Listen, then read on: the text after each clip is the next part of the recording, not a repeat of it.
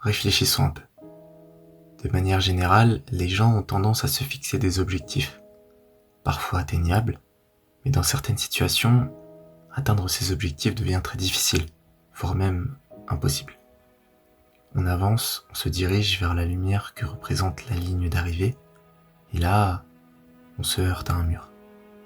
À côté de ça, très peu de gens nous encouragent dans la quête que nous avons décidé d'entreprendre. Pire encore, viennent les moqueries, les critiques et l'injustice. Pourtant, malgré tout, on continue de rester proche de ces mêmes personnes comme si elles représentaient une forme de sécurité.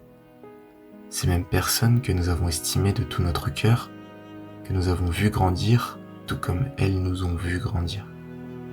Pourtant, paradoxalement, cet amour ou cette amitié que nous leur avons offert a souvent été et demeure encore un sentiment unilatéral.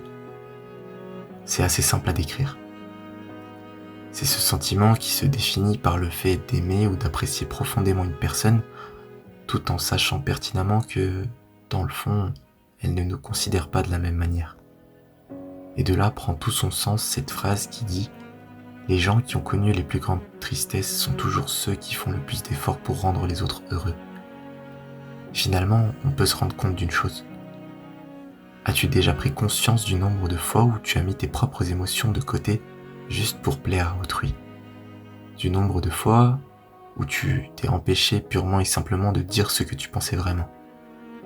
Au final, ces gens qui jouent le rôle de bons amis ne représentent souvent qu'un reflet, celui de la zone de confort. Une zone où l'on ne peut ni réussir ni échouer.